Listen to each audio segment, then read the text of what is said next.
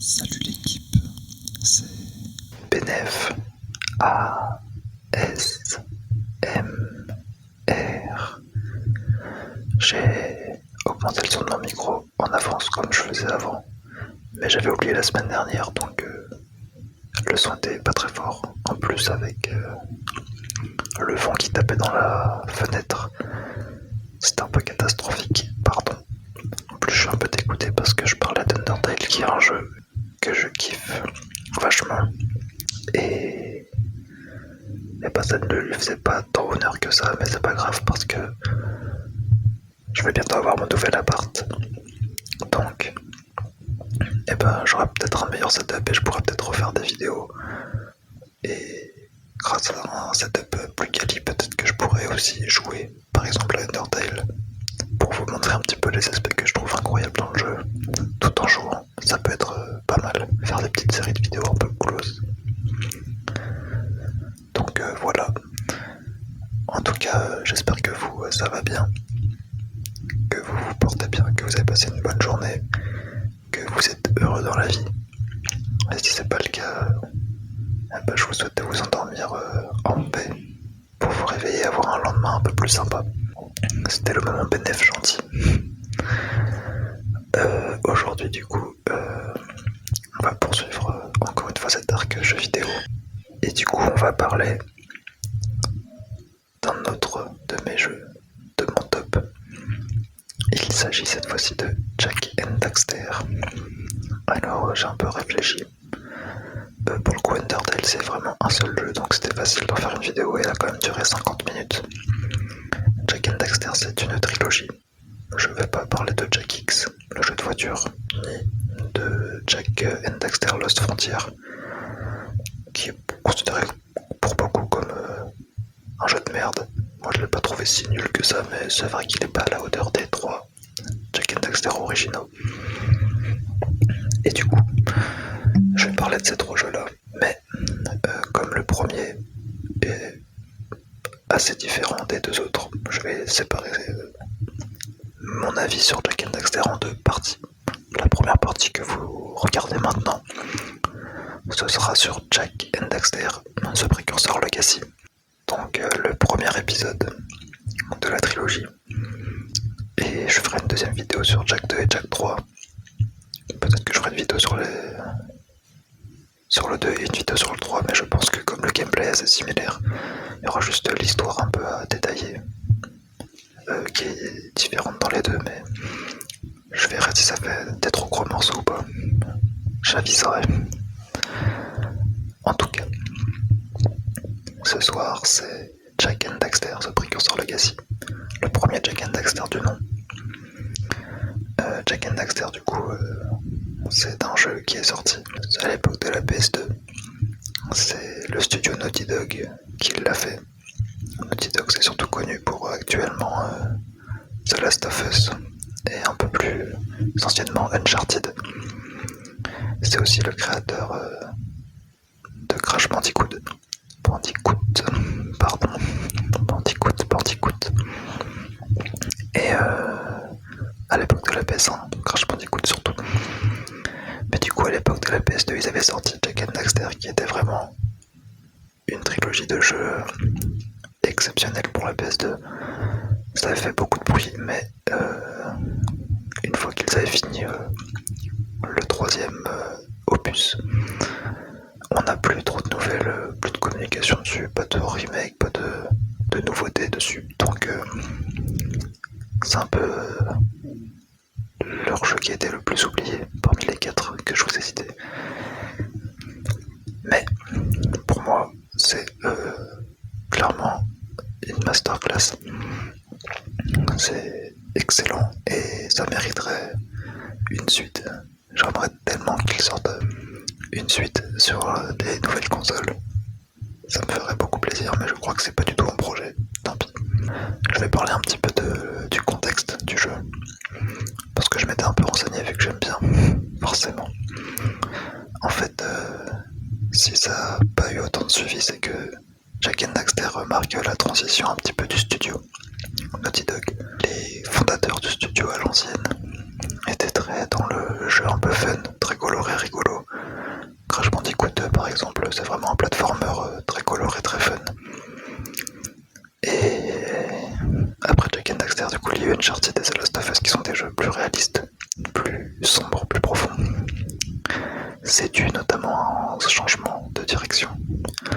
Et les jeunes recrues de l'époque de Jak and Daxter ont pris un petit peu plus de pouvoir dans le studio. Et du coup, apporté leur vision plus sombre, plus adulte, plus mature. Ce qui a fait que on peut remarquer dans les jeux de Jak and Daxter ce shift, puisque justement dans Jak and Daxter, The Precursor Legacy, c'était encore les anciens aux commandes, et Dead Jack 2, on sent la patte des nouveaux, car Jack 2 et Jack 3 sont beaucoup plus adultes. Mais comme la direction artistique de Jak and Daxter était déjà mise en place, ce sont des jeux matures mais quand même colorés, et il reste pas mal d'humour et de trucs fun dans les jeux. Et moi j'aime bien ce mix. Donc j'aime bien le fait que cette trilogie marque un tournant dans un studio et que ça soit vraiment palpable, visible. Ça raconte un peu une histoire même dans la vraie vie finalement. Du coup j'aime bien cette histoire. Même si du coup, une fois que la trilogie a été finie, les nouveaux dirigeants ont un peu abandonné la licence parce que la direction artistique colorée et fun n'était plus leur motivation première. Ce qui est dommage, on n'aura jamais de suite Jak and Daxter je crois, même si j'espère toujours secrètement. Bref.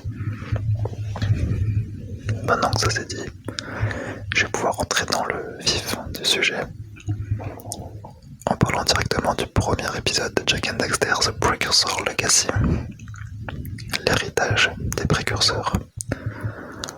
Alors Jak and Daxter, c'est un jeu de plateforme, un peu dans la veine de Crash Bandicoot, mais contrairement à Crash Bandicoot où c'était des niveaux linéaires, là on a un semi-open world qui est vraiment super. J'adore en fait ce design de jeu vidéo. J'en ai déjà parlé dans ma vidéo sur les jeux vidéo justement, mais je vais pouvoir aborder ce sujet un peu plus profondément ici. Donc on incarne Jack, qui est un personnage un peu particulier puisqu'il a le pouvoir de manipuler l'ego. L'ego, c'est l'énergie qui régit un petit peu le monde de Jak and Daxter. Ça est une énergie qui peut se trouver sous plusieurs formes, de couleurs différentes.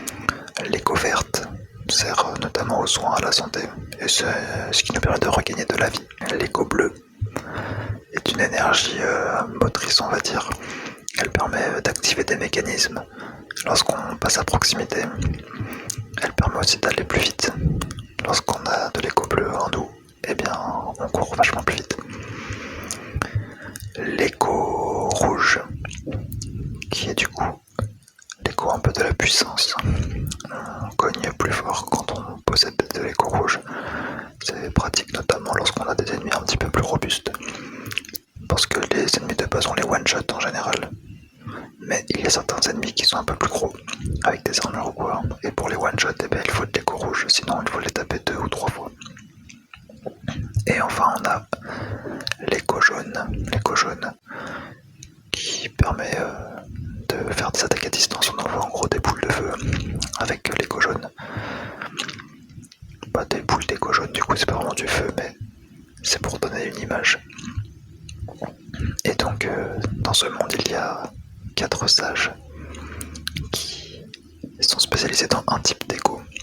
Un sage vert pour l'écho verte, un sage bleu pour l'écho bleu, un sage rouge pour l'écho rouge et un sage jaune pour l'écho jaune. Sauf que nous, Jack, le personnage qu'on incarne, peut manipuler les 4. Donc on est un petit peu stylé dans le jeu. Malgré ça, comme beaucoup de personnages des jeux à l'époque, on ne parle pas. Mais la partie blabla du jeu se fait grâce à notre partenaire particulier. C'est Daxter. Le deuxième nom du jeu, Jak and Daxter. Daxter qui est du coup notre pote d'enfance, notre meilleur ami au début du jeu, qui va malencontreusement tomber dans une cuve d'écho noir au tout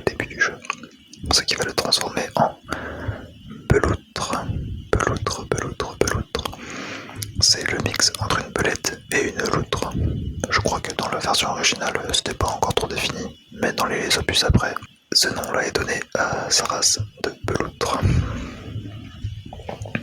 Et du coup, Dexter est très sarcastique, très moqueur. Il est du coup pas très drôle, c'est un peu le personnage fun du jeu. Il va un petit peu se confronter verbalement à tous les personnages du jeu, notamment le sage vert, qui est le premier sage que l'on rencontre, qui est le sage de notre village de base, qui s'appelle Samos, qui est du coup très sage, très prudent. Et Dexter qui le prend pour un vieil aigri. Il n'arrête pas de se moquer de lui un petit peu, et leurs interactions sont toujours très drôles. Bref, je vous ai dit que Dexter était tombé dans une cuve d'écho noir, car il n'existe pas uniquement 4 types d'écho, mais bien 5. Petit suspense, peut-être qu'il y en a un 6ème, on le sait pas, peut-être que vous le saurez à la fin, peut-être pas. En tout cas, l'écho noir qui est du coup une écho un petit peu maléfique, qui basiquement nous tue à chaque fois qu'on en touche, mais Dexter, lui, en plongeant dans l'écho noir, s'est vu transformer en animal, et c'est du coup pour le sauver, le retransformer en humain, que nous allons partir à l'aventure, à la recherche de Gaul et Maya. Gaul qui est le sage noir de l'écho noir. Voilà pour le topo. On va devoir du coup parcourir plusieurs biomes, plein d'environnements variés, à la recherche d'orbes précurseurs et des piles d'énergie. Je reviendrai sur ces termes après. Pour débloquer les zones suivantes et arriver enfin à trouver le sage noir pour rendre sa forme de base à Dexter. Alors, bon, c'est vraiment un jeu à l'ancienne, mais le gameplay est vraiment super sympa. Le plus gros défaut des jeux de Jak and Daxter, c'est vraiment la caméra. La gestion de la caméra est assez difficile. Après, c'est un vieux jeu, donc ça se comprend. Mais c'est vrai que des fois, la caméra calcule aussi tous les environnements, donc si on est dans un endroit un petit peu étroit et qu'on veut tourner la caméra, par exemple contre un mur, et ça se rapproche directement, bref, c'est assez imbuvable. Et ça peut frustrer un petit peu certaines fois, mais c'est vraiment le seul défaut majeur du jeu, selon moi en tout cas. Car niveau gameplay, c'est vraiment très nerveux, très dynamique. Il y a un travail vraiment exceptionnel de réaliser sur les animations des personnages. C'est super smooth, super fluide, c'est très cartoony, mais c'est fluide, c'est vraiment agréable. Et puis c'est un platformer, donc c'est toujours fun à jouer, hein. On saute de partout, on tape des caisses, on saute sur des ennemis. Enfin non, on tape les ennemis, on n'est pas dans Mario. Et les différents pouvoirs d'écho rendent le gameplay vraiment intéressant. Mais du coup, pour faire un bon platformer, le plus important c'est surtout pour moi, et je pense pour beaucoup, puisque même les créateurs de Mario, la référence ultime en termes de platformer, travaillent beaucoup sur ça, c'est le level design. Et alors le level design de Jak and Daxter, quelle masterclass! C'est vraiment incroyable. En gros, on a souvent une sorte de hub central, donc au début du jeu c'est le village des sables, notre village de base. Et il y a plusieurs petits biomes à côté du village.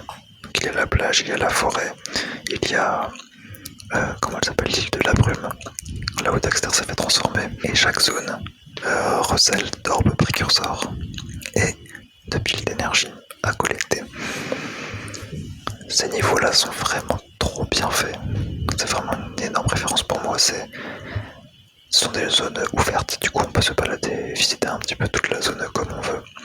Elles sont assez restreintes, du coup ce n'est pas des immenses zones, mais elles sont quand même relativement grandes. Il y a plein de secrets à aller fouiller, chercher. Et surtout, le level design est trop bien. C'est-à-dire que déjà il y a plein de zones secrètes, moi j'adore ça, fouiller un petit peu pour trouver des choses. Il y a beaucoup de verticalité. On peut grimper, un peu escalader des tours, visiter des monuments un peu anciens, etc. C'est vraiment un réel plaisir de visiter toutes les zones de fond en comble. Ce sera d'ailleurs nécessaire pour faire le 100% et c'est l'un des rares jeux que j'ai platiné à l'époque, parce parce que tout simplement c'est trop un plaisir de le faire en fait. Toutes les zones sont cool à visiter. Bon, j'ai quand même des zones que j'aime pas, peut-être que je reviendrai dessus, mais la plupart en tout cas c'est trop bien et ça donne vraiment envie d'aller tout explorer. C'est important que ce soit le cas parce que c'est un jeu PS2 à l'ancienne, donc il y a beaucoup de collectibles, les orbes précurseurs et les piles d'énergie. Les orbes précurseurs, ce sont donc des petits œufs qui traînent par-ci par-là, qui servent un petit peu de monnaie. Leur utilité principale, c'est juste de les échanger contre des PNJ. Par exemple, dans le village de base, il y a le maire qui veut se faire réélire, et du coup il faut financer sa campagne. Et du coup il a besoin de thunes. Cette thune, ce sont les orbes précurseurs, donc si on en a assez, on peut lui échanger un bon nombre d'orbes précurseurs contre une pile d'énergie. Ça c'est la monnaie. Et d'ailleurs leur nom vient des précurseurs, qui est aussi dans le titre du jeu, The Precursor Legacy. Les précurseurs, ce sont un petit peu une civilisation ancienne, très développée technologiquement, qui a disparu. On ne sait pas pourquoi, on ne sait pas comment. Les réponses seront données dans les 2 et 3. Mais pour l'instant, ce sont juste un peu des êtres mystiques dont les restes pullulent un petit peu tout le monde, toute la map. Et ça permet de donner une vraie ambiance pas mystique du coup au jeu, que j'adore. Beaucoup de mystère. On a envie de découvrir un petit peu plus sur cette civilisation. Et il y a du coup des oracles précurseurs qui traînent par-ci par-là dans les maps, qui pareil échangent des piles d'énergie contre des orbes précurseurs. Ce sont les seules images qu'on a de leur tête. Ce sont des sortes de gros robots un peu marrons. Leur design est assez il fait très technologique mais en même temps un peu à l'ancienne. C'est vraiment très très stylé. D'ailleurs en parlant de design, oui, c'est comme d'autres vidéos avis finalement. J'ai oublié de prévenir mais je suis un peu en roue libre, je n'ai pas pris de notes. Je vais dire un peu tout ce qui me passe par la tête à propos du jeu. Donc je vais essayer de revenir sur les points que j'aborde et que je n'ai pas terminé, mais il se peut que je divague un peu comme là par exemple, où je vais vous parler des designs, des chara-design. Pareil, moi je suis du coup artiste de formation. Et vraiment les chara-design de Jak and Daxter sont ceux qui m'inspirent toujours le plus quand je veux créer des univers. Parce que le style est juste trop incroyable, je l'aime vraiment beaucoup. Et chaque personnage est reconnaissable. Bon, effectivement, il n'y en a pas 1 milliard dans le monde de Jak and Daxter. La populace, comme ce sont des petits villages, alors chaque maison est visitable, dans chaque maison il y a un PNJ. Mais il n'y en a pas non plus tant que ça, il y en a peut-être 5-6 par village. Mais en tout cas, ils sont tous reconnaissables, du coup, on se rappelle vraiment de chacun. Chacun a sa petite quête à réaliser. Et du coup, vraiment, je me rappelle vraiment de tous les personnages, de tout ce qu'ils me demandent, dans Jak 1 en tout cas. Et ça, c'est vraiment un point fort du jeu. Pour l'immersion, c'est top. Bref, je vous ai dit qu'on échangeait les orbes précurseurs contre des piles d'énergie. Les piles d'énergie, du coup, ce sont les collectibles les plus rares. Ce sont souvent les récompenses à toutes les quêtes annexes qu'on fait. Et c'est elles qui permettent d'avancer dans le jeu. Par exemple, dans le premier village au tout début du jeu, on doit récupérer un certain nombre de piles d'énergie pour activer notre zoomer. Un zoomer, c'est une sorte de petit vaisseau pour traverser un canyon de lave qu'on ne peut pas traverser à pied. Et en gros, voilà, c'est un petit peu ce qui bloque la progression, c'est toujours un manque de piles d'énergie que l'on doit donc récupérer par-ci par-là. Et une fois qu'on en a assez, on peut avancer dans le jeu. Bon, c'est très à l'ancienne, effectivement. Mais ce que j'aime bien, c'est que du coup, il ne faut pas récupérer 100% des piles d'énergie des niveaux pour avancer dans l'histoire. Donc on peut un petit peu déambuler dans les zones qui nous sont accessibles, comme on le souhaite, librement. Et du coup, ça prend beaucoup de liberté. Moi, j'aime bien être libre dans ce jeu vidéo. Malgré que ce ne soit pas un monde ouvert, on choisit les zones où on va. On peut y aller sans chargement. Enfin, ce sont des chargements cachés du coup. Et on peut aller dans le biome un peu qu'on veut, tranquillement récupérer nos ors, faire nos petits défis. Quand il y a des défis devient un peu trop dur ou qu'on ne trouve pas ou quoi, et ben on change de zone. Et on collecte encore des piles d'énergie jusqu'à avoir le bon nombre. Donc la progression se fait très fluidement. On n'est jamais vraiment bloqué. Il y a toujours un petit peu de trucs à faire par-ci par-là. On va dans une zone, on y part pour trouver d'autres piles d'énergie, on y revient parce qu'il nous en manque une ou deux. Et c'est super plaisant. Chaque hub central, donc comme les villages, dispose de 3 ou 4 zones d'un côté dans lesquelles on peut aller pour trouver nos piles d'énergie. Niveau scénario, ça casse pas trop patin un canard, mais c'est surtout un prétexte pour un gameplay excellent. Donc pour le coup je ne m'y attarde pas trop, mais on apprend qu'en fait le sage de l'écho noir est en fait un méchant. C'est pas très étonnant. Qu'il a capturé tous les sages d'écho pour récupérer leur énergie et réactiver un robot précurseur pour en prendre possession et contrôler le monde. Car c'est un méchant. Et du coup le boss final, spoiler, c'est un robot précurseur contrôlé par le sage noir et son acolyte, donc Ghaul et Maya. Et le combat est plutôt cool. Il se passe en haut d'une citadelle. Voilà, comme je vous l'ai dit, il y a beaucoup de verticalité, c'est super plaisant d'arriver dans une zone, voir qu'il y a une tour énorme, on a forcément envie d'y aller et qu'en arrivant on peut voir vraiment toute la map. Moi j'adore ce genre d'ambiance où on est récompensé déjà par une pile d'énergie en général quand on a fini d'explorer, de grimper au sommet de quelque chose, et qu'en plus on a une vue d'ensemble de toute la zone. Et du coup la citadelle finale, qui est la zone finale, donne une vision globale de toute la map qu'on a parcourue. C'est ultra beau pour un jeu PS2. C'est vraiment exceptionnel, vraiment le travail est ultra quali. J'ai pas joué à tous les jeux PS2, mais en termes de direction artistique, je pense vraiment qu'on est sur le top du top de la PS2. J'adore absolument tout ce qu'ils ont fait. Je vais vous faire un petit brief de mes zones préférées du jeu. Déjà, le premier village, je l'aime trop parce que toutes les zones sont assez sympas. Déjà, il y a la plage où il y a plusieurs défis à faire, comme par exemple certains ennemis nous tirent des canons depuis une citadelle qui est très très loin. Et à force de fouiller entre les maps, et ben, on peut grimper au sommet de cette tour et lui casser la figure et prendre possession du canon. En fait, voilà, ce qui est trop cool dans ce jeu, c'est que tout est super organique. En fait, même certaines zones sont reliées entre elles par des systèmes. Et dès qu'on voit quelque chose, et bah, on peut y accéder, quoi qu'il arrive. C'est un petit peu ce qui a fait la force de Zelda Breath of the Wild récemment. Et dans une plus grosse mesure, car c'est un open world gigantesque. Mais déjà à l'époque de Jak and Daxter, ce n'était pas un open world, donc ça facilite la tâche, mais ce n'était pas si courant. Que toutes les zones soient reliées, que tout soit accessible.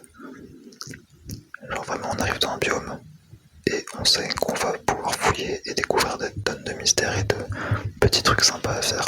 C'est trop bien. Par exemple, encore une fois dans le village du début, il y a une forêt avec un temple précurseur, avec un petit boss dedans, une grande tour à grimper, bref, c'est super sympa, mystique et intriguant. Ça donne vraiment envie de le visiter.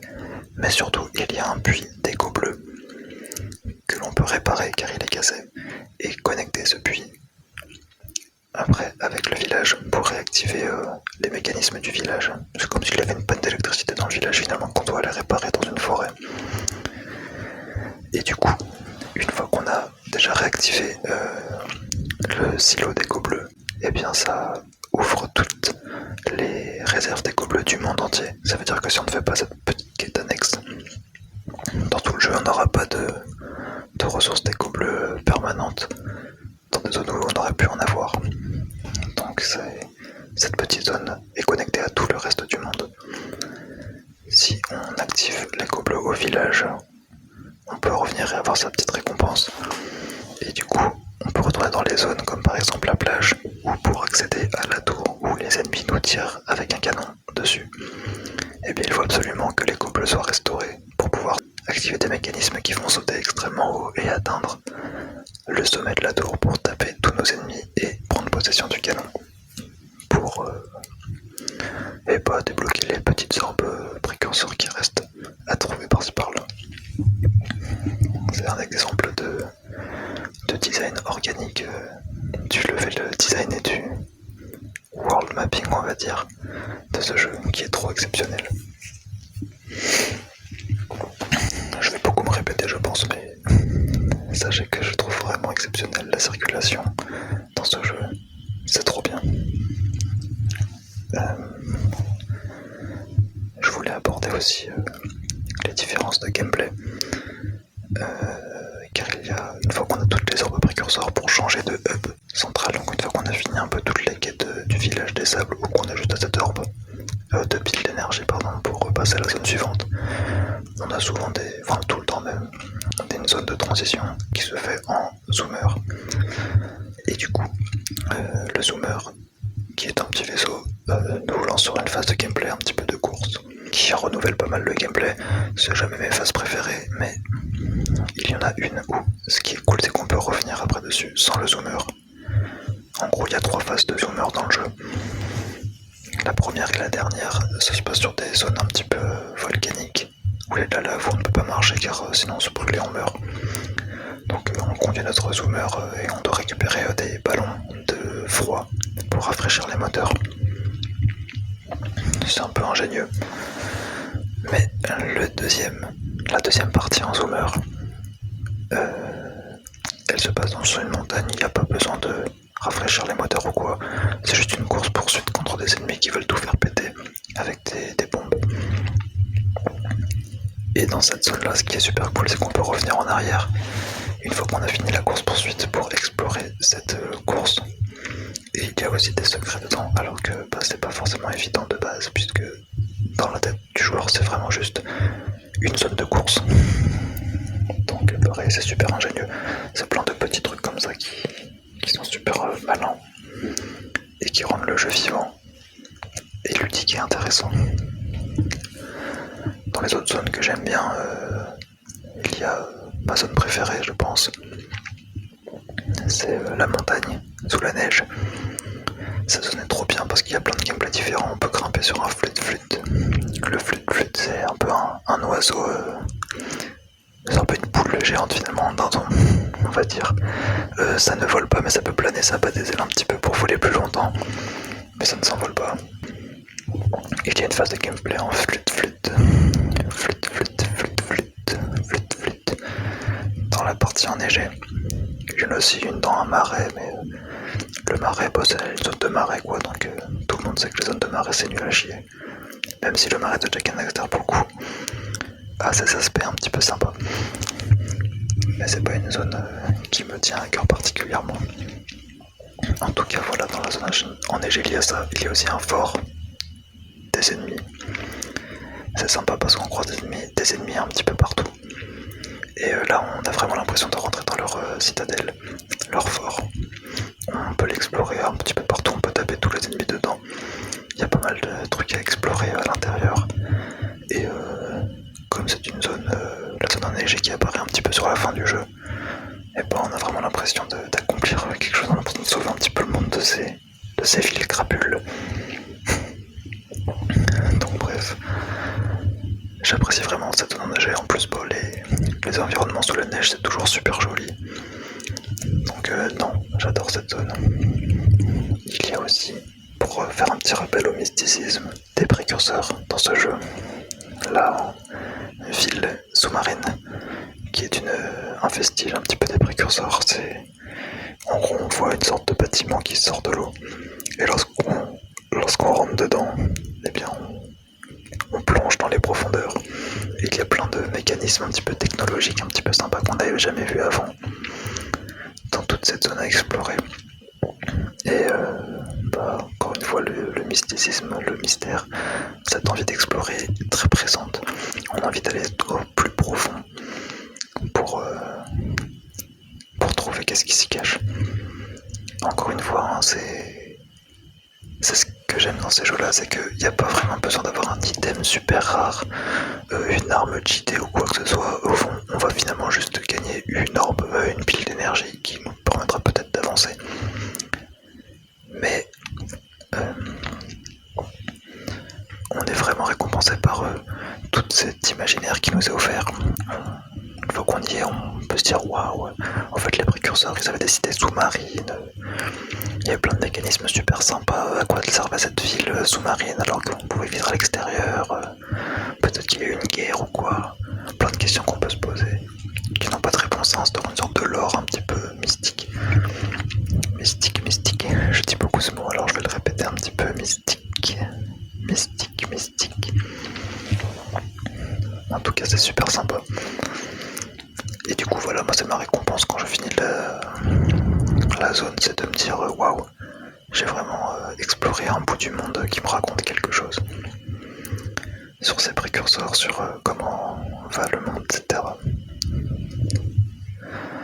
Il y a évidemment des niveaux qui sont dans des grottes. Bon, alors les grottes c'est super relou, je déteste, il fait sombre, il y a des araignées partout, bref ça fait pas plaisir. Mais il y en a une dans laquelle, si on explore assez bien, qu'on creuse vraiment, qu'on fouille, on arrive à tomber sur une zone un petit peu ouverte, avec une construction d'un robot géant précurseur, duquel les ennemis essayent de réparer. Et pareil, c'est trop bien en fait, on est dans un endroit un petit peu claustrophobe pendant super longtemps, ça casse les couilles un petit peu. On galère à taper des araignées qui sont partout, on voit rien, on est dans le noir et d'un seul coup, paf, grande ouverture, un robot géant qu'on peut escalader à travers les échafaudages des ennemis, taper quelques ennemis et trouver au son sommet pas encore une pile d'énergie, mais on a quand même été ébahi par la découverte. Je sais pas si j'arrive à faire retranscrire un petit peu la hype que j'avais quand je jouais à ce jeu. De toute façon, pareil que Undertale, on fera sûrement une séance gameplay de ça quand j'aurai le setup. J'espère pouvoir faire ça un jour en tout cas. Mais non, c'était trop bien. Pareil, j'ai parlé du marais tout à l'heure. Bon, c'est une zone de marais, donc il y a de la boue, on est ralenti, c'est un peu relou. Mais pareil, au fond de ce marais, et il y a une sorte de dirigeable géant, des ennemis que l'on doit détruire. Je sais qu'il a une sorte d'importance, on peut le voir de très loin dans plusieurs zones, et du coup une fois qu'on l'atteint dans le marais et qu'on le détruit, c'est comme une vraie sensation d'accomplissement. Et encore une fois, on est récompensé que par une pile d'énergie, mais on a quand même aidé le monde à se débarrasser de cette menace. Et il y a plein de petits accomplissements comme ça dans toutes les zones qui sont reliés au monde, en plus d'explorer les zones, qui rendent encore une fois ce jeu ultra organique, fluide, et qui n'est vraiment jamais lassant. Je crois que je commence à me répéter beaucoup, donc je vais peut-être pas m'étayer sur toutes les zones que j'ai appréciées finalement. Je vais plutôt terminer la vidéo sur la toute fin, le platine du jeu, le 100%, car encore une fois comme je vous l'ai dit, on doit récupérer des piles d'énergie pour avancer dans l'histoire, mais il n'est pas obligé de toutes les récupérer. Par contre, une fois qu'on a vaincu le boss final, avec de l'écho blanche, de l'écho de lumière, pardon, c'est une nouvelle écho qui vient de la fusion de toutes les autres, si je me rappelle bien, et que nous pouvons posséder, nous accaparer pour détruire le robot géant à la toute fin avec une cinématique. Cette écho blanche est super stylée dans l'idée, puisqu'on se transforme un petit peu en un jack de lumière, vraiment stylé, et on one-shot le robot dans une cinématique vraiment stylée. Mais cette écho est aussi un peu frustrante car on ne la voit jamais autre part qu'à ce moment-là, et du coup on ne peut pas l'utiliser dans le jeu. Mais ça sera rattrapé dans Jack 3 en tout cas. Voilà, c'était juste histoire de caler l'écho blanche. Mais j'en étais sur la fin du jeu. Une fois qu'on a fini du coup ce boss avec l'écho blanche qu'on ne reverra plus jamais, eh bien il nous faut encore terminer le jeu à 100% car au sommet de la citadelle, à côté de là où on a tapé le boss, c'est qu'il y a une sorte de porte précurseur géante avec 100 trous dedans. Ce sont 100 trous qui permettent de mettre des piles d'énergie. Les 100 piles d'énergie restantes, celles qui nous manquent, qu'on n'a pas forcément récupérées au cours de l'aventure. Donc, si forcément on a envie de savoir ce qu'il y a dans cette foutue porte, qui est immense, qui est au sommet de la tour finale, qui donne sur la map entière que l'on peut voir à côté, c'est beaucoup trop mystique et mystérieux pour qu'on n'ait pas envie d'aller la chercher. Et comme chaque zone est super sympa à explorer, visiter, ce n'est pas vraiment un frein d'aller toutes les chercher. D'ailleurs le jeu, franchement il se finit en 10 heures, je pense, pour faire l'histoire principale. Donc chercher toutes les orbes, ça augmente un petit peu la durée de vie. C'est voilà un petit jeu sympathique qu'on finit rapidement et qui nous a laissé un bon souvenir. On peut y revenir un petit peu après si on a envie ou quoi. Mais voilà. Donc on part chercher toutes les orbes qui nous manquent, les piles d'énergie pardon qui nous manquent, afin d'activer cette foutue porte. Et lorsqu'on a toutes ces piles d'énergie et qu'on les apporte au sommet de cette tour, cinématique trop stylée, la porte s'ouvre. Je vous spoil encore, mais c'est le principe de mes vidéos, je ne vais pas me limiter. Et la porte s'ouvre sur... Eh bien, on ne sait pas. Et ça c'est frustrant, mais on part de ça pour le début de Jack 2. Cette porte ouverte où on voit à peu près ce que c'est. Hélas, pas d'infos dans le 1, donc c'est un petit peu un teaser qu'on ne peut débloquer que si on fait le 100% du jeu. Mais en tout cas, on est quand même content de l'avoir fini. Mais voilà, si vous avez besoin d'une petite expérience un peu fun, que la qualité graphique des jeux PS2 ne vous bloque pas, je vous conseille de faire ce petit jeu. Ça prend vraiment, comme je vous l'ai dit, 10 heures, allez on va dire 15 heures, grand max si vous êtes très très lent, pour faire l'histoire principale. Et pour faire le 100% après, vous pouvez peut-être doubler au max et débloquer la cinématique finale. Ça faut prendre 30 heures, grand maximum, c'est vraiment pas la folie pour un jeu vidéo honnêtement. Et en plus vous les voyez pas passer ces sortes de jeux, puisque comme je vous l'ai dit c'est fluide, on circule facilement entre les zones, ça donne envie en plus de visiter, donc on prend plaisir. Il y a forcément des petits moments un petit peu rageants, un petit peu difficiles, mais franchement c'est que du plaisir à finir.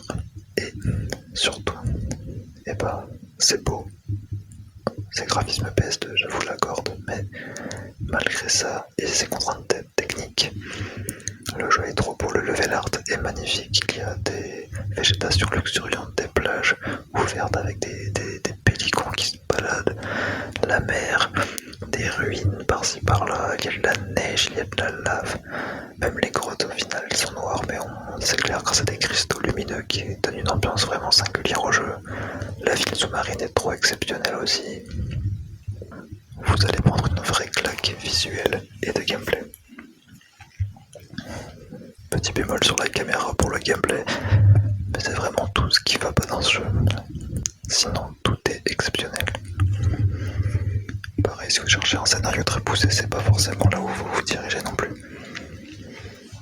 Mais pour ça, il y aura Jack 2 et Jack 3 que j'aborderai du coup dans une prochaine vidéo, car ça fait du coup maintenant 40 minutes que je parle. Je pense qu'on a une petite vidéo bien sympathique comme ça, donc je vous laisse là-dessus. Ah oui d'ailleurs, avant de finir, il existait pour une suite à ce jeu, une potentielle suite à ce jeu, des croquis qui sont vachement plus réalistes, qui ont été abandonnés du coup mais qui sont quand même sortis. Beaucoup de gens sont moins fans car le jeu est quand même très cartoony, ça dénature un petit peu le jeu et on se dit autant faire un nouveau jeu, un peu comme Uncharted et The Last of Us finalement, plutôt que de tout changer dans la direction artistique et faire un jeu vraiment réaliste. Mais si l'idée revient et que le jeu est aussi bon, moi je dis pourquoi pas. Bref, j'espère que ça vous aura donné envie de jouer au jeu, que j'ai réussi un petit peu à vous détendre, à vous faire imaginer des environnements sympathiques et que ça vous aura emmené vers le sommeil au moins que ça vous aura bien détendu. normalement le micro est bon, donc vous avez dû bien profiter du son. Et du coup, je vous souhaite la bonne nuit et à la semaine prochaine, la team.